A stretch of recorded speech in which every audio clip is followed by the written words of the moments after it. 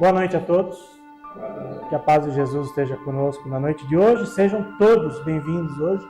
Hoje é o nosso primeiro trabalho aqui na nossa casa de quinta-feira.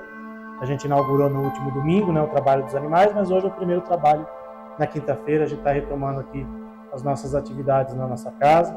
Antes de mais nada, quero agradecer imensamente a todos aqueles que de uma forma ou de outra nos ajudaram para que a gente pudesse estar aqui hoje, inaugurando a nossa nova casa, esse ambiente bem mais amplo, mais confortável a todos, para atender a todos que vêm aqui nos procurar, sejam os animaizinhos, com os seus tutores nos domingos, seja nas quintas-feiras, esse nosso trabalho aqui de palestra de paz, tá bom? Então, muito obrigado a todos e se estamos aqui hoje nesse ambiente confortável, com tudo funcionando, devemos isso ao meu pai, ao Wilson, que fez 99% de toda essa obra aqui, a parte mais pesada, de derrubar a parede, pintura, enfim, lógico, tivemos muitas ajudas aqui também para fazer a limpeza do salão, fazer todos os ajustes necessários para a gente poder funcionar. Então, muito obrigado a todos que de uma forma ou de outra nos ajudaram.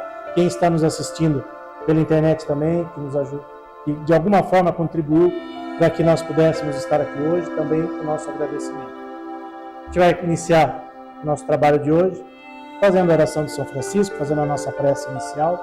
Então, primeiramente agradecer mais uma vez ao nosso Pai Celestial, ao nosso Mestre Jesus, a todos os amigos espirituais desta casa, que nos amparam, que nos ajudam, que estão sempre conosco aqui nos nossos trabalhos. E que seja uma noite, Senhor, de luz e de paz.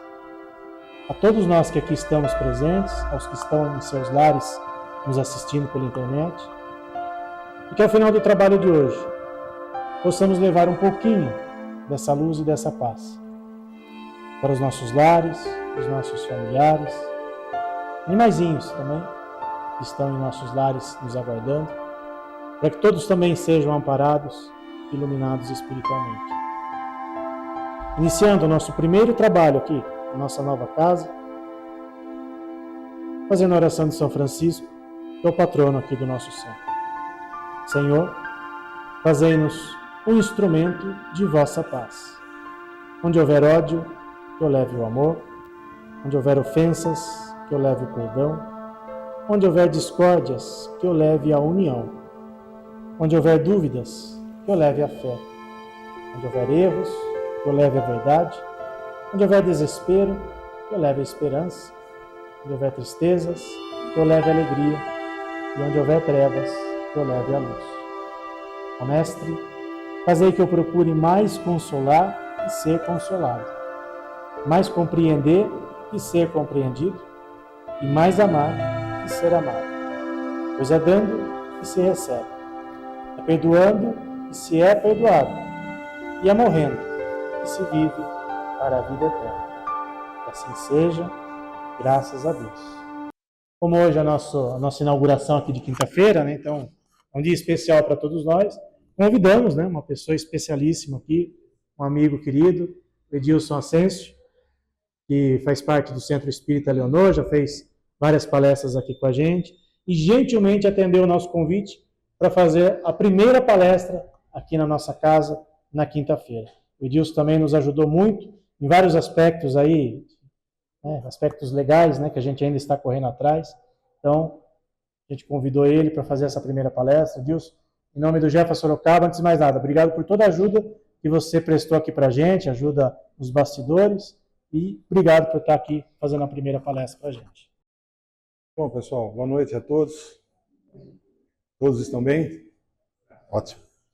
Bom, eu não poderia iniciar esse breve encontro dizendo que da minha satisfação de estar aqui, em face do convite que o Wilson me fez, porque, a bem da verdade, ele foi muito modesto, mas eu acabei testemunhando um pouco desse labor, dessa família da Jefa, para que nós pudéssemos estar aqui hoje. Testemunhei a obra, quando eu vim aqui pela primeira vez, E o Wilson me mostrou, falei, é um desafio grande, né? Porque quem já trabalhou com obra sabe o quanto teria que se empenhar ali para poder chegarmos no ponto que nós chegamos. E eu quero lembrar que a espiritualidade lá já tinha nos alertado que isso iria acontecer, né? Então hoje nós estamos aqui. Estamos aqui graças ao trabalho da família do Wilson, da família do Jefa.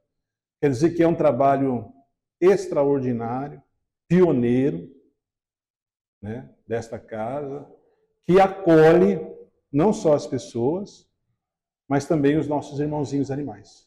Né? Eu confesso que era algo até desconhecido para mim, quando o Wilson falou para mim da primeira vez desse trabalho, né? Mas depois eu pude testemunhar, vindo aqui tantas vezes, né? O quão era importante esse trabalho de acolhimento para com os nossos irmãos menores. Às vezes, nós não somos muito bem compreendidos em relação a esse aspecto, né? Ainda dentro da doutrina espírita, não somos bem compreendidos, mas quando nós observamos os ensinamentos de Jesus, quando ele nos fala, amai-vos uns aos outros, ele não se fala simplesmente amai as pessoas, mas a tudo.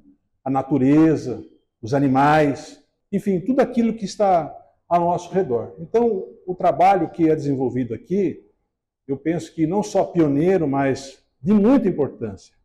Eu tive, há um mês atrás, 2 meses atrás, participando do trabalho no domingo também, coisa que eu não conhecia, porque eu confesso que eu nunca tive animal na minha casa, né? Depois que o meu filho retornou, aí é que ele trouxe um cachorro que agora convive conosco. E agora eu estou convivendo com gatos também. São 2. Eu levo cada susto, na hora que o gato parece que estão brigando ali. Parece não, estão brigando, né? Mas assim, estou me adaptando ainda a essa nova realidade. Eu vou chegar lá, né? E, enfim, mas é um trabalho pioneiro, porque quando o Wilson falou para mim a primeira vez, eu falei, nossa, que interessante, né? Legal isso, né? Porque nós não podemos ter esse olhar preconceituoso, né? E aí ele me falou assim, mas o cachorro não vai sozinho, vai o tutor. O gato não vai sozinho, vai o tutor. Se bem que lá tinha um que ia sozinho, né? Tinha um branquinho lá que já era conhecido nosso, que ele ia sozinho, já chegava na porta lá e ficava sozinho lá. Mas via de regra, o animal vem com o tutor, né? Que o acompanha. E me chamou muito a atenção, na última oportunidade que eu tive lá, olhando para as pessoas, né? Olhando para os animais, o carinho mútuo entre os animais, as pessoas, e a fé. Muitas das vezes até doentinhos que iam lá, né? E a gente via a fé estampada na cara das pessoas, dizendo, olha, possível, né? Estão aqui para ajudar, né? Então, meus amigos, toda vez que a gente abre portas, que a gente é pioneiro, a gente sofre realmente as consequências. Que estar à frente de uma casa espírita não é uma tarefa fácil. Estar à frente da casa espírita é uma tarefa desafiadora. Eu posso dizer isso para vocês porque eu, particularmente, fiquei 2 anos à frente de uma casa grande, relativamente grande, né? E a gente sabe o quanto é difícil lidar com pessoas, com interesses, com opiniões, com posições diferentes.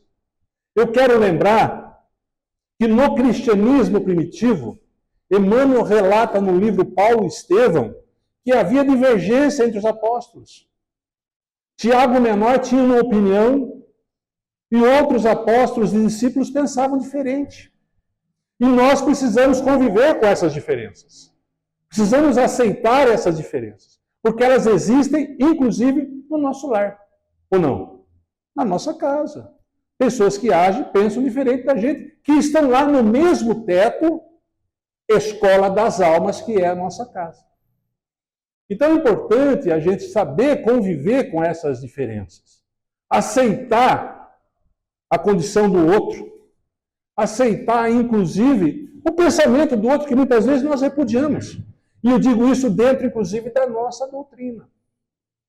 Né? Porque, na minha opinião, centro espírita é isso que nós estamos vendo aqui hoje. Acolhimento. Ou seja, o sujeito vem... Nós estamos sendo bem acolhidos aqui hoje. Né? A energia já é diferente. Totalmente. Hoje aqui. Né? ser acolhido, ser estar junto com pessoas que te fazem bem. E não importa se pensam diferentes, porque naturalmente isso vai acontecer, mas que nós estamos dentro de um propósito de melhoria interior, que é essa a nossa missão enquanto encarnados. Então nós precisamos abrir os nossos olhos, né? Jesus nos disse: vim para os doentes e não para os sãos. Ele não frequentou sinagogas, ele não frequentou palácios, ele frequentou montanhas, lagos, né? E ali ele estava junto daqueles mais necessitados. Foi esse o exemplo que ele deu, ou não foi? Exatamente esse. Quem somos nós para julgar? Aliás, quando levado a ele o julgamento da mulher adulta, ele diz: olha, quem não tem pecado, atira a primeira pedra. Quem está em condição? Então, todo aquele que se dispõe a trabalhar e fazer, muitas vezes é criticado e é aviltado. Mas nós não vamos desistir. A família do Jefa não vai desistir. Né? E eu já disse para o Wilson isso. Porque quem perseverar, vencerá. Então, hoje nós estamos dando mais um passo nessa evolução desta casa pioneira, né? E é um todo, porque o centro não é as paredes, não é o imóvel que o Wilson reformou, né? Mas sim as pessoas que fazem parte dela. A comunidade que abraça e leva adiante uma causa tão importante como essa que nós estamos aqui. Esta casa é um ponto de luz, que não se reflete só aqui, mas tem toda a vizinhança. Porque os amigos espirituais nos acompanham, estão aqui hoje, felizes, inclusive com essa possibilidade de nós estarmos aqui falando, divulgando o Espiritismo, né? Então, Wilson, me alonguei um pouquinho nessa introdução, mas eu acho importante a gente falar, enquanto espíritas, desse acolhimento. Porque o que nós estamos vendo hoje dentro das casas espíritas é muito julgamento, não é? As pessoas não estão compreendendo exatamente o objetivo do Espiritismo, que é o cristianismo primitivo de Jesus, aquele que nos trouxe há 2000 anos. Nós não podemos ignorar esse pensamento, né? Nós precisamos entender, trabalhar, nos unirmos e levarmos adiante. Que esta é uma casa de luz que vai, sem dúvida nenhuma, prosperar. Agradeço, Wilson, pelo seu convite, agradeço pela sua convivência, da sua família, agradeço a oportunidade do Jeff estar aqui hoje, porque eu acho que todos fazemos parte dessa união, né? Então depende da gente, depende de nós levarmos adiante esse trabalho. Porque alguém abriu a picada, mas a coisa tem que andar, né? E nós temos que levar adiante. Obrigado também ao Wilson, pai, que eu vi aqui a dificuldade que foi, né? O desafio que foi trazer a obra como ela está hoje. Ficou bonita, né, gente? Ficou acolhedora, né? Mas isso teve um curso, teve um trabalho, né? E cada um pode ajudar dessa forma. Então, primeiramente, eu queria dizer isso. A palestra de hoje, meus amigos, fala um pouquinho sobre a justiça divina. Esse é o nosso tema que nós escolhemos para hoje, né? E eu queria lembrar que essa semana, há alguns dias atrás, nós comemoramos o lançamento do Livro dos Espíritos, a primeira obra da codificação. E aí o que acontece? Com aquele livro, nós temos a inauguração da doutrina espírita, onde Allan Kardec recebe a instrução dos espíritos, e a doutrina é dos espíritos, e nos traz a informação do mundo espiritual. E o Livro dos Espíritos é a parte filosófica da doutrina. Da onde viemos, para onde iremos, o que estamos fazendo aqui. Quem é Deus? Qual é a minha missão enquanto encarnado? Está lá. Obra basilar da doutrina espírita, o Livro dos Espíritos. Eu, quando ganhei a primeira vez o Livro dos Espíritos, que uma senhorinha, minha mãezinha, no mundo espiritual, estava lá e um dia falou: olha, filho, bateu na minha casa e disse: olha, esta é uma obra que você precisa estudar, não basta ler. E eu havia chamado lá porque eu estava passando uma situação muito difícil, etc. e tal, e queria entender um pouquinho daquela doutrina espírita que ela já praticava há alguns anos. Num momento de muita dor na minha vida, eu a recebi com uma toalha de banho no ombro, de chorar, E ela foi lá e falou, olha, filho, está aqui as respostas. Você não quer a resposta? Está aqui. Estuda aí e você vai aprender. Foi ali que eu comecei a estudar a doutrina espírita. Mas não é a única obra. Talvez seja a mais importante, mas não a única. Depois o livro dos médiuns, a parte científica da doutrina. A comunicação do mundo visível com o mundo invisível. Não é? Toda a parte científica está lá no livro dos médiuns. A terceira obra, na minha opinião, a mais interessante. O Evangelho segundo o Espiritismo. Passagens do Novo Testamento analisadas pelos Espíritos, com as suas instruções. Está lá, onde Allan Kardec recolhe textos da Bíblia e avalia com a apreciação dos amigos espirituais. Está tudo lá, gente. Né? Uma obra simplesmente extraordinária. A quarta obra publicada foi o livro Céu e Inferno, que é uma obra muito pouco conhecida e estudada dentro da doutrina, que é o tema do nosso ensinamento de hoje, ou do nosso estudo de hoje, que trata da justiça divina. O que é o céu? O que é o inferno? O que é as penas futuras? Kardec aborda isso na primeira parte do livro. E na segunda parte, ele traz alguns relatos de espíritos desencarnados que testemunham no livro. Ainda há uma quinta obra, a Gênese, no entanto, ela tinha sido escrita antes, onde fala dos milagres e das predileções, e da origem do universo. Mas eu queria focar no livro Céu e Inferno, porque ele fala da justiça, que é um conceito subjetivo e relativo. Eu quero dizer para os senhores que, depois que eu me aposentei, eu já sou aposentado. O Wilson chamou para trabalhar, eu falei, não, já sou aposentado, não posso. Depois que eu me aposentei, eu me matriculei na faculdade de Direito. Hoje eu estou no 5º ano já, terminando o curso. Mas fui levado a lá por um sentimento de justiça. E no primeiro dia de aula, quando o professor me perguntou, eu respondi que o objetivo era entender a justiça. Ele falou, meu filho, veio para o lugar errado. Justiça é algo subjetivo. O que é justo para mim pode não ser justo para você. Nós estamos aqui para estudar o direito. É diferente. Justiça é subjetivo. Direito, não. Nós vamos estudar o direito. Né? Ocorre que no mundo espiritual não é assim. A justiça divina é infalível. Mas nós, enquanto homens aqui encarnados, estamos sujeitos às leis dos homens, ou não? Imaginem os senhores e as senhoras se nós eliminássemos hoje as leis. Se não tivéssemos o Código Civil, o Código Penal, as leis esparsas, como é que seria? Barbárie. Precisamos das leis. Mas no passado já foi diferente. Ou seja, no início, nos primórdios, não haviam as leis. Os homens precisavam ali se acertar pela força. Até que surge a primeira lei escrita, que está no Código de Hammurabi, a lei de Italião. Olho por olho, dente por dente. Que parece algo espantoso, mas já era uma evolução, porque limitava a vingança. Era um instrumento de controle dos homens daquela época. Passado algum tempo, a primeira revelação, Moisés, que trata da lei de justiça, do comportamento, da conduta humana. E aonde nós encontramos isso? Nas Escrituras. No livro de Êxodo. Está lá. Não roubar, não matar. Enfim, está tudo escrito lá. Que muitos acreditam até hoje como sendo as leis de Deus. Porque por Deus ele recebeu. Ou seja, através de uma mensagem mediúnica. Então Moisés, ao seu tempo, traz um processo de evolução daquelas primeiras pessoas para aquela nova realidade. E Allan Kardec, no livro Céu e Inferno, ele nos fala que a evolução do homem, ela não se dá de uma maneira horizontal, mas de uma maneira espiral. Vai e volta.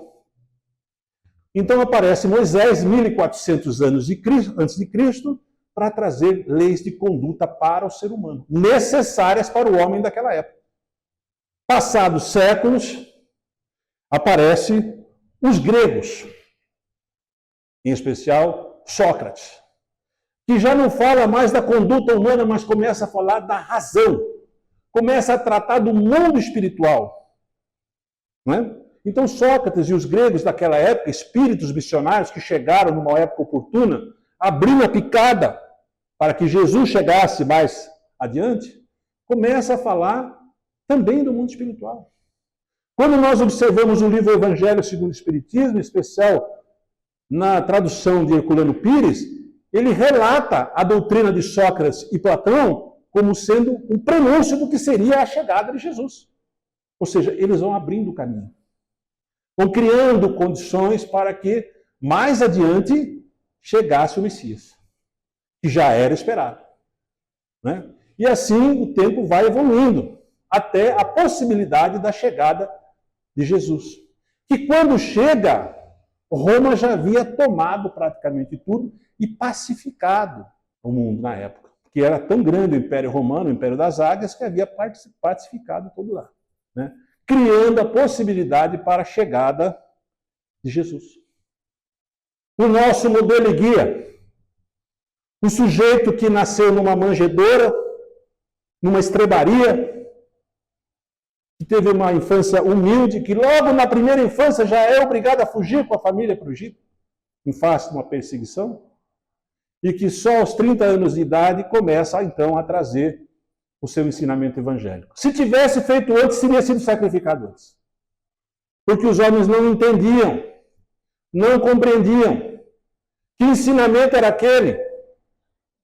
Amar ao próximo como a si mesmo, dar a outra face, perdoar 70 vezes 7. Foi esse o ensinamento de Jesus. Né?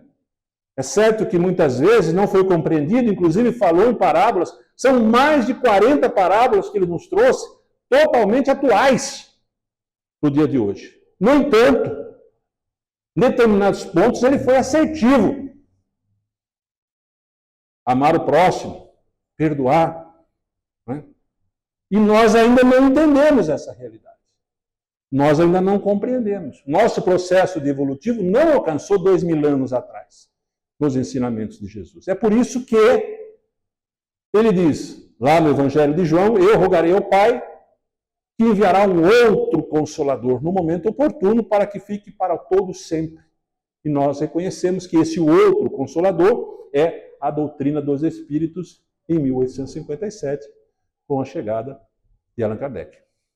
Mas até Kardec, em 18 séculos, o mundo passou por diversas transformações. Inicialmente vieram os cristãos que plantaram a doutrina, que logo se misturou com a política, e aí criou problema. Santo Agostinho vem tentar resgatar um pouco do pensamento platônico. Né? Na cidade de Deus, na cidade dos homens. E quem nós encontramos no Evangelho segundo o Espiritismo e no Livro dos Espíritos, senão Santo Agostinho? Reconhecendo que, à época, ele não tinha condições de avaliar o que era o ensinamento de Jesus. Não tinha, porque estava na carne. Né? Mas no momento oportuno, ele vem e nos fala. Cria-se as condições para a chegada da doutrina espírita que precisava chegar naquele momento. Então, vejam, a evolução humana ela vai criando mecanismos para nós chegarmos até os dias de hoje. E no livro Céu e Inferno, Allan Kardec, então, começa a analisar alguns aspectos que eram até então tabu dentro da igreja. O que é o céu? O que é o inferno? Né? Seria justo as penas eternas? Seria justo o sujeito, numa única existência, ter uma vida absoluta e, ao final dela, ir para o inferno? Como poderíamos imaginar, por exemplo, estar no céu com os nossos filhos no inferno? Seria possível algo pensar nesse sentido? O que é o céu, efetivamente? E Kardec vem trazendo essas definições no livro Céu e Inferno, dizendo, olha, o céu é um estado do espírito. Ou seja, é uma conquista. Não é um lugar específico, mas é um estado da alma que você tem que conquistar, que você trabalha para ela. É a paz de espírito que nós precisamos. Né? Da mesma forma, o inferno se torna a própria tortura do encarnado. É um estado que ele se encontra. Né? E ele também combate a questão das penas eternas. Como poderia Deus, da sua eterna misericórdia, permitir que numa única encarnação o sujeito vá para o inferno e fique por lá pela toda a eternidade? Então ele começa a fazer algumas análises para que a gente possa pensar Afinal de contas, nos foi dito que a salvação se dá pelas obras, não somente pela fé. Diferentemente do que os nossos irmãos pensam, e nós respeitamos e aceitamos todos os pensamentos contrários. Mas nós, enquanto espíritas, conhecemos a necessidade do nosso trabalho. Trabalho de renovação interior. Trabalho de melhora íntima. É certo que muitas vezes nós vemos no centro, a gente chega aqui querendo respostas, como eu cheguei. Eu gostaria de respostas. Por que eu estou passando por isso? Eu não fiz nada. Eu estava agora no carro reclamando, mas eu não fiz nada para merecer essa situação. Né? Esse é o meu pensamento. Já era na época. Mas nós precisamos entender que a dor tem esse sentido pedagógico de transformação do espírito. Que chegamos aqui pela dor. Ou não é? Quem chegou pela dor? Pode levantar a mão. Chegamos pela dor. Muitas vezes nós chegamos à casa espírita ou qualquer outra religião procurando respostas de algo que aconteceu na nossa vida. Mas por que eu estou passando por isso? Pedindo ajuda a Deus. Né? E aí a gente chega aqui. Chega numa casa como essa ou em outras. Né? E aí o convite que nos é feito quando nós chegamos à casa espírita é o trabalho. É a oportunidade do trabalho. Da nossa transformação moral e espiritual. Porque nós, ao desencarnarmos, e todos nós vamos desencarnar numa determinada oportunidade, né, nós vamos chegar no mundo espiritual e não será perguntado se fomos espíritas, católicos, protestantes, corintianos, não vai perguntar. Pode até ser corintiano e vai para o céu. Né? Mas vai ser perguntado quais foram as suas obras. É por isso que eu venho fazer palestra. Eu ia lá quinta-feira no dia para fazer palestra. A hora que eu chegar na recepção lá, eu já vou falar, eu estava lá quinta-feira fazendo palestra e tal. Né? Por quê? É uma maneira de você prestar um trabalho, um serviço para si mesmo, porque o palestrante, ele já é o primeiro a se modificar. Porque não teria sentido algum eu vir aqui pregar o evangelho, e aí não há crítica nenhuma, e depois me afundar no bar ali. Não teria sentido algum. Aliás, essa é uma preocupação muito grande que a gente tem, no sentido de falar e fazer aquilo que está sendo falado. Encampar aquela realidade. O presidente da Casa Espírita, eu costumo dizer que trabalha com algo nas costas. Que aonde você estiver, você vai ser julgado. Vai ser avaliado. Né? Independente de estar fazendo coisa certa ou não. Então vejam, meus amigos, o que acontece nesse sentido e nesse aspecto? Allan Kardec nos traz essas informações. Falou, olha, o céu necessariamente não é aquele lugar em que o sujeito vai ficar lá, tocando harpa, aquela coisa toda, né? Somente quando a gente vai no velório, vê lá, descansou, agora que o sujeito vai trabalhar no mundo espiritual. Agora que ele vai pegar na enxada. Tem um camarada lá que trabalha comigo lá, falando, eu quero ser padroeiro no mundo espiritual. Eu falo, depois você não reclama lá. Se eu encontrar com você lá nessa condição, você não reclama para mim. Né? Por quê? Existe no mundo espiritual, segundo nós espíritas compreendemos, vida e vida em abundância. Está aí as obras de André Luiz. Está aí as obras de Francisco Cândido Xavier. Meus amigos, para quem lê uma obra do Chico, um camarada que nasceu em 1910, na pequena cidade de Pedro Leopoldo, com uma infância difícil, uma família numerosa, diversos problemas financeiros e de saúde, e vê o cara escrever mais de 400 livros, da forma como ele escreveu, você pode até pensar, mas duvidar jamais. Como ele dá detalhes, como André Luiz nos dá detalhes da vida no mundo espiritual, inclusive da presença dos animais, que muitas vezes é ignorado em outras obras. Não é isso, Wilson? O tempo todo. Então, nós precisamos compreender, nós enquanto espíritas, que nada é de graça. Tudo tem um trabalho. Que nós vamos desencarnar, que nós vamos chegar ao mundo espiritual, né? E lá nós vamos nos enfrentar com nós mesmos, sem nenhum título, sem nenhuma propriedade. Ninguém vai chegar no mundo espiritual e falar, eu sou o doutor fulano de tal. Ah, você era o fulano de tal. Aqui você é mais um. É o número 2519/5. Né? Esse é o seu número de série aqui.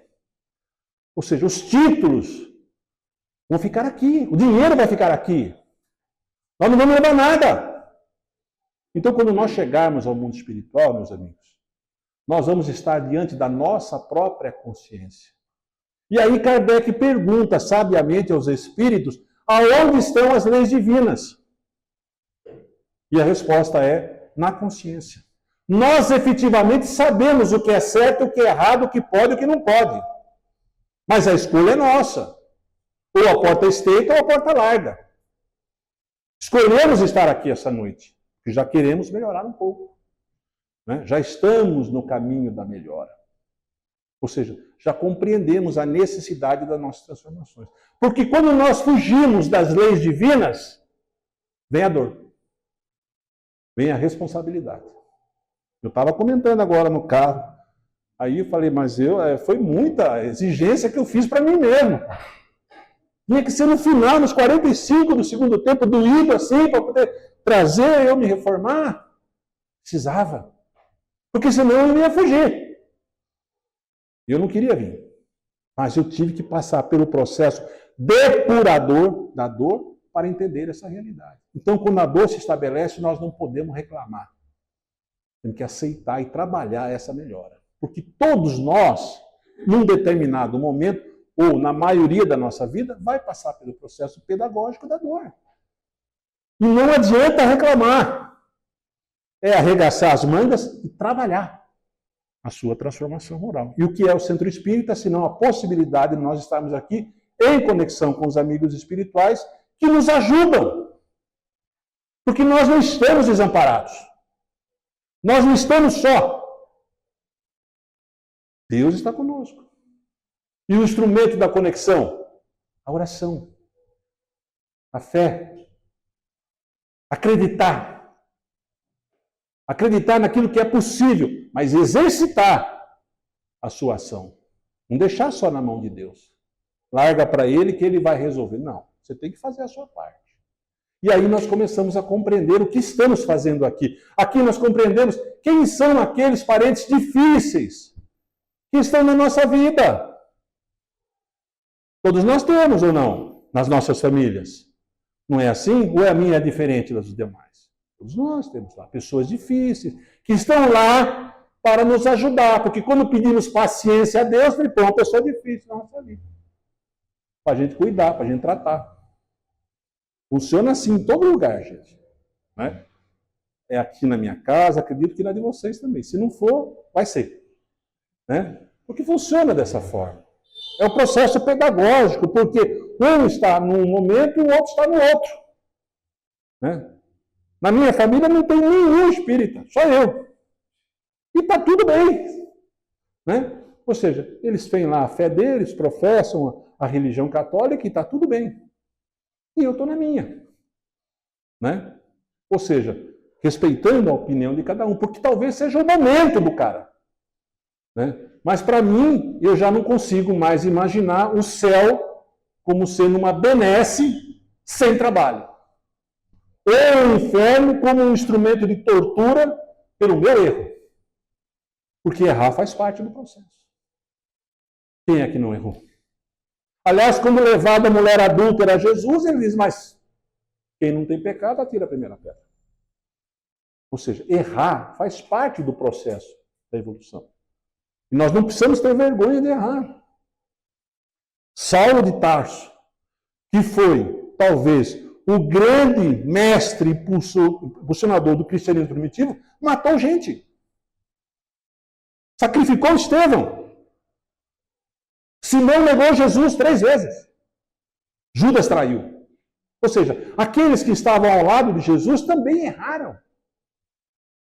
Quer dizer, nós aqui em Sorocaba, 2000 anos depois, né, com as dificuldades que nós tivemos com as nossas vidas, será que nós não podemos errar? Sim, nós podemos errar. Mas o convite é para acertar. E aí a gente começa a compreender que tudo são escolhas. Nós podemos escolher a porta larga ou a porta estreita. Se nós escolhermos as leis divinas, nós vamos caminhar para um lado. Se escolhermos, no entanto, a porta larga, nós vamos caminhar para um caminho diferente. Eu me recordo que, em certa ocasião, uma pessoa me procurou no centro querendo saber do futuro. O senhor pode dizer o futuro para mim aí? Eu falei, não, pois não, como não, sente-se aí. Mas pode mesmo? Não paga nada. Eu falei, não, aqui não paga nada. Aí eu vou dizer para o senhor, escuta bem, se o senhor caminhar no bem, trabalhar no bem, vai colher coisas boas. No entanto, se fugir das leis divinas, vai colher aquilo que plantou. Simples assim. Nós não podemos querer milagres, não podemos querer prosélitos. Então Kardec explica que céu e inferno são estados de espírito do sujeito. Que as penas eternas não existem, e é por isso que existe a reencarnação. Lei de justiça divina que dá a possibilidade para o espírito reparar os seus erros. Se não naquela, na outra existência. E aí, muito mais adiante, um pouquinho mais adiante, muito interessante, Kardec traz o Código Penal da Vida Futura. No livro Céu e Inferno, está lá. 33 artigos onde ele trata do como é a vida futura, do Código Penal da Vida Futura. E aí ele nos explica. Primeiro passo de transformação, arrependimento. O sujeito tem que se arrepender. Enquanto ele estiver no caminho errado, agindo de forma absoluta, ele vai caminhar para o mal. Né? Eu faço palestras durante a semana em casas de dependentes químicos, lá em Araçoiaba da Serra. Né? E lá eles estão com a porta aberta. O sujeito tem que querer mudar. Não é a mãe dele, nem a mulher, é ele. É o camarada querer. É ele querer parar, que não é fácil. Ele fica envolvido naquela situação, existem inclusive aspectos espirituais que a gente procura trabalhar, mas o camarada tem que querer. Se ele não querer, ou seja, se ele não se arrepender, o processo de regeneração não acontece. E aí não importa se ele vai na casa espírita, se ele vai em num templo budista, numa igreja evangélica, não importa. Só o fato do cara querer, parou de beber, vai lá na igreja, parou, começa a trabalhar, a vida melhora. Já começa a melhorar. Mas o sujeito tem que querer. Arrependimento. Processo de reparação do espírito. É por isso que muitas vezes nós estamos expostos à dor. Né? Eu mesmo vejo lá com meu filho que mora comigo lá, às vezes eu deixo o cara jambrar um pouco lá. Deixa sofrer. Né? Por quê? Amor! Porque passar a mão e fazer tudo é fácil. Deixa o cara sofrer lá. Né? Pai, estou com cólica de rim. Parabéns. Vai lá agora no hospital, que essa dor é boa para você sentir. Vai ajudar bastante no seu aspecto pedagógico. Ele falou, você está falando sério ou está brincando? Eu falei, não, falando sério. Vai lá no PA agora. Né? Passar pela dor. Já desde pequeno era assim, botava eles para pensar lá. Hoje acho que não pode mais. Estava no cantinho lá, fica pensando aí. Vai pensar no quê? Pensa no que se quiser, mas fica pensando. Né? Por quê? Muitas vezes, Deus não dá tudo aquilo que a gente pede. A gente pede, né? Pede os números da loteria, mas não dá. Eu costumo dizer, e acredito muito nisso, e uso esse instrumento, que Deus nos mostra o caminho. Pelas pequenas coisas. Quando eu tenho que decidir algo, eu deixo que Deus também ajude nesse processo. Veja o que aconteceu conosco aqui. Né? Se nós estamos aqui hoje, é porque nós tivemos que sair de lá. E aí os caminhos foram se abrindo. Wilson, vai chegar uma hora que vai abrir. Ou seja, só que a gente tem que estar atento àquilo que Deus nos fala, nos mostra. Conectados com o mundo espiritual. Ele vai mostrando o caminho. É por aqui que eu devo ir? Não sei, ele vai mostrando. Se for, meus amigos, Chico Xavier já falava, o que é seu sempre vai achar um meio de te encontrar. É seu. A gente vê nos livros, em especial nas obras do André Luiz, questões que parecem fatalidade, mas não. Precisam acontecer daquele jeito. Né? Nós temos casos ali que o sujeito desencarna, tem que encarnar e casar com a mesma mulher. Olha que situação. Já pensou nisso? Resolve nessa existência para não ter que retornar na existência seguinte e ter que, mais uma vez, se comprometer nesse casamento. Né? São almas entrelaçadas, espíritos afins. Não é jogo de dados. Não há acaso. Ou seja, está lá porque precisava estar. Se aquilo aconteceu na sua vida, é porque precisava acontecer. Era a hora, era o momento. E a gente está atento a esses sinais. Então, quando o espírito já está pronto, meus amigos, eu nasci dentro de uma família católica. Eu fui batizado em Aparecida do Norte. Quando nós chegamos lá de Piroacombe, o padre ficou até bravo com a minha mãe. Falei, mas o senhor veio lá de Sorocaba aqui, para essa Kombi aí, imagina só a viadutra como que era naquela época, para batizar o rapaz aí. Pois é. Ia ter batizado lá no Bom Jesus, estava lá do lado. Não, viemos aqui batizar. Ou seja, tinha que acontecer na minha família essa situação. Né? Mas, infelizmente, depois eu fui mudando o pensamento e fui alterando. Ou seja, mudando a maneira de pensar. Mas eu tinha que estar lá naquela família, que me ajudou. Porque a minha formação católica me ajuda até hoje. É muito presente na minha vida, o tempo todo. Né? O tempo todo presente, porque os ensinamentos de Jesus são um só. Deus é um só. Não é? E a gente tem que acreditar nisso. E aí o que a gente começa a pensar? Começa a imaginar que tudo tem um propósito na sua vida. Né? E quando você entende isso, e você trabalha essa melhora através do arrependimento, você passa para a segunda fase, né? Que é a expiação. Está lá no Código Penal da Vida Futura. Arrependimento e expiação. O sujeito tem que expiar. O sujeito tem que pagar. Porque senão onde estaria a justiça divina? Que Deus é esse? Eu vou chegar no final da minha vida, tive uma vida totalmente dissoluta, chego lá no final, falo, olha, estou arrependido, agora tá, não quero mais. Né? E vou para o céu. Mergulho lá no céu. Não. Seria simples. Eu tenho que expiar, eu tenho que pagar. Eu tenho que reparar. Eu tenho que entender que a dor é esse instrumento para não fazer de novo. Normalmente nos processos de reencarnação, a gente vê isso.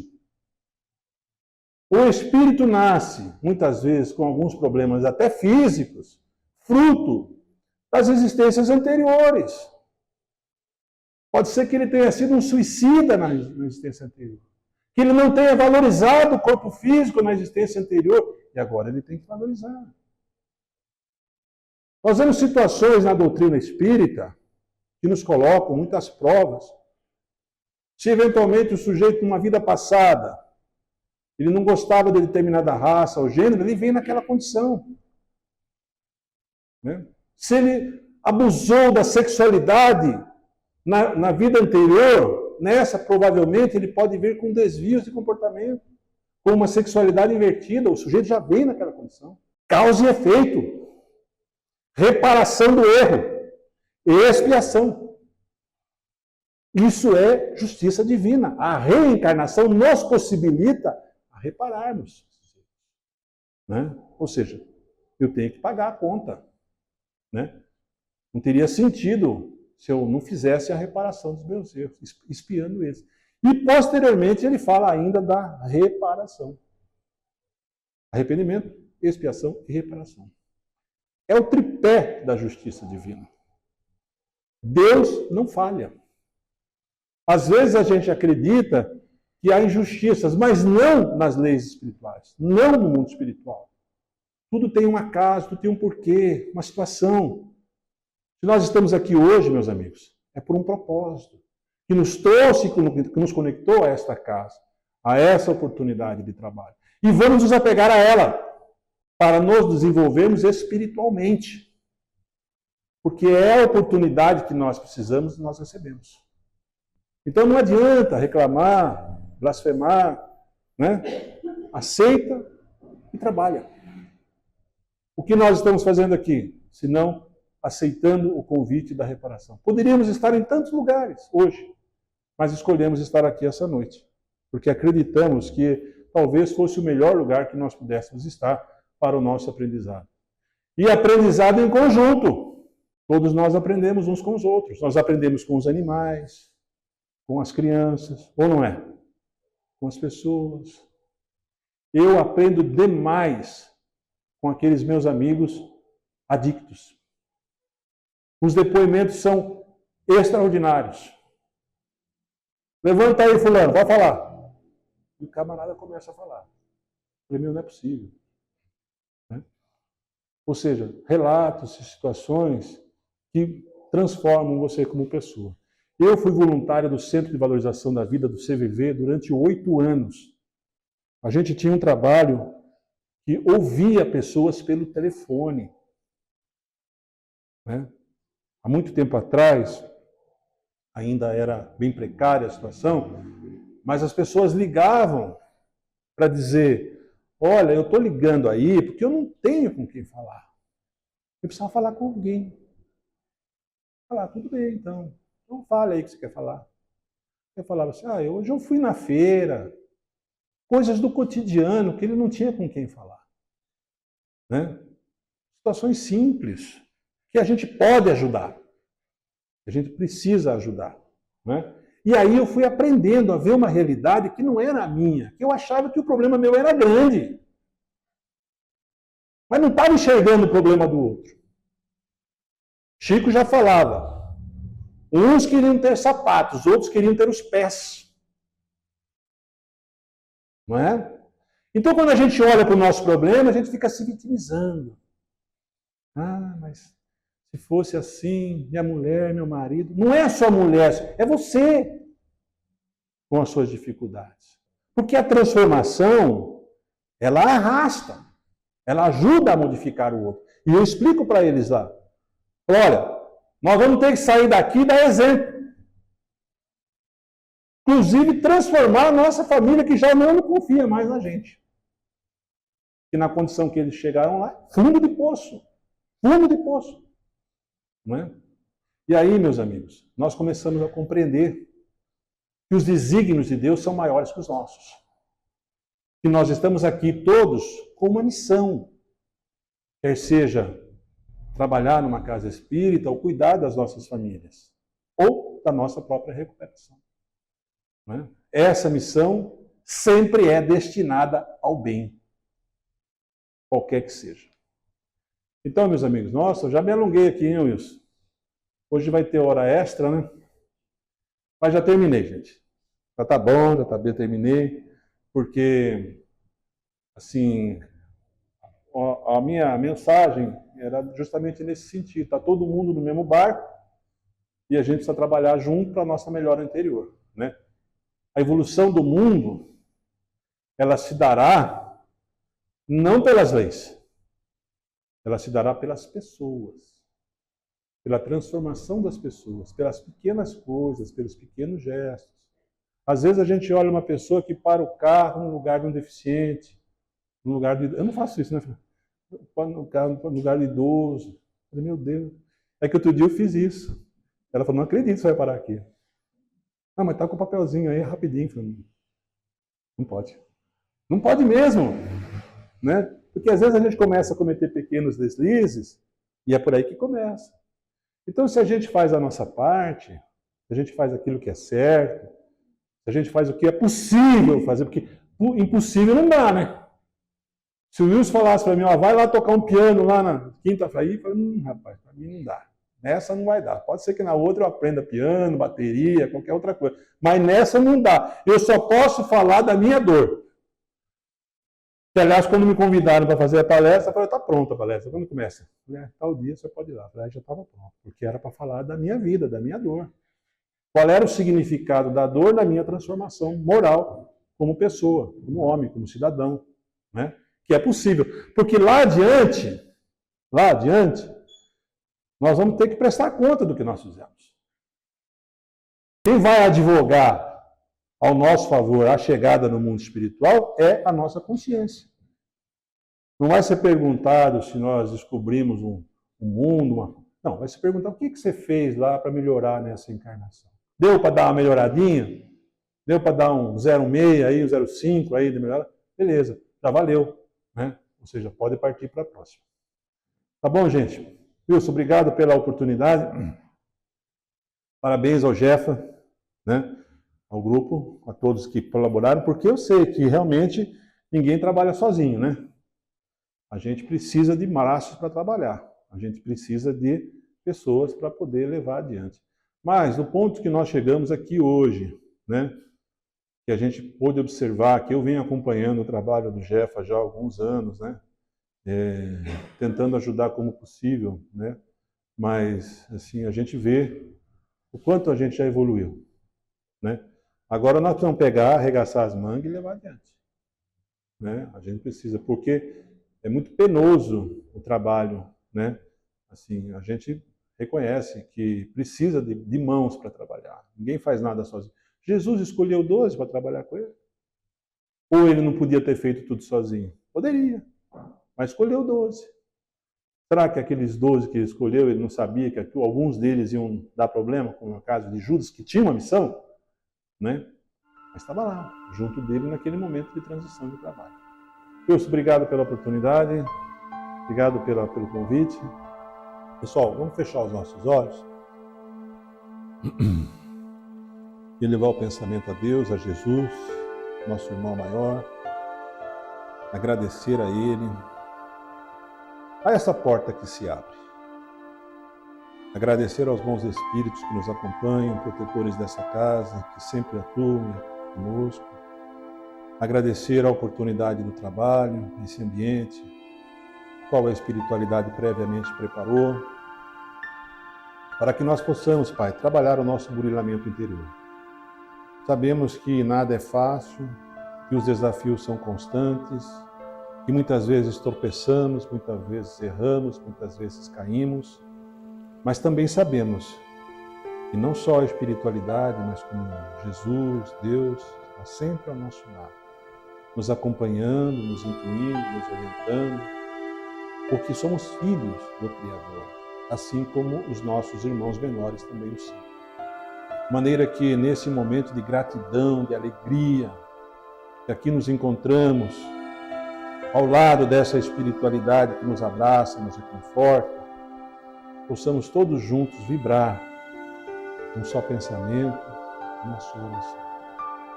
Quando perguntado a Jesus como devemos orar, ele não teve dúvidas e nos disse: todos, Pai nosso, que estais nos céus, santificado seja o vosso nome. Venha a nós o vosso reino.